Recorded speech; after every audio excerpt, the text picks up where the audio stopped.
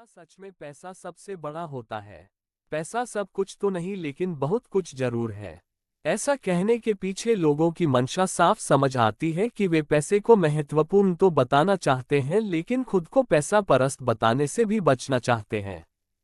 हम सब इस बात को बखूबी समझते हैं कि बहुत हद तक पैसा सब कुछ है और उस हद के आगे निकल जाने पर कुछ भी नहीं। वैसे अक्सर यह भी कहा जाता है कि पैसा अगर नहीं है तो सबसे बड़ा है और अगर है तो फिर वह उतना बड़ा नहीं रह जाता। हालांकि यह बात पैसे के साथ साथ और भी कई चीजों, यहाँ तक कि इंसानों पर भी पूरी तरह से लागू होती है। यानी जो उपलब्ध है उसका महत्व तब तक पता नहीं चलता जब तक उसके बिना काम चलाने का मौका ना आ जाए। सीधी बात यह है कि पैसे की कद्र करने के पीछे हमारी जरूरतें होती हैं। पैसे का बड़प्पन इस बात से बढ़ता है कि हमारी जरूरत कितनी बड़ी है। अगर हमारे पास खाने के लिए भी कुछ नहीं है तो उस वक्त पैसा हमारे लिए सबसे बड़ी चीज हो सकता है।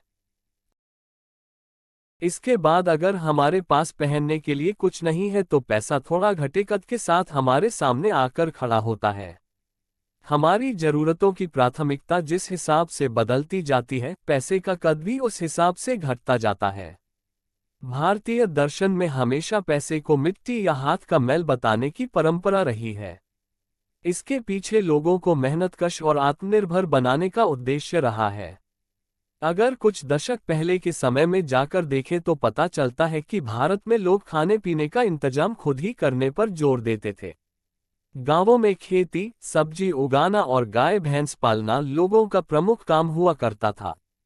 और शहरों में भी किचन गार्डन नजर आ जाते थे। यह आत्मनिर्भरता की फितरत लोगों को पैसे के सम्मोहन से बचाने के लिए होती थी। पैसा न सिर्फ वस्तुओं की कीमत आंकने का जरिया है बल्कि पैसे से अब इंसान की कीमत भी तय होती है।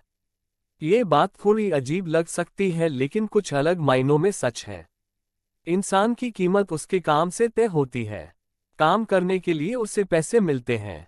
कोई व्यक्ति जितना कमा रहा है और वक्त के साथ उसके कमाए पैसों में जितनी बढ़ोतरी हो रही है, यही उस आदमी की बढ़ती कीमत और बढ़ते महत्व का इकलौता मानक होती है।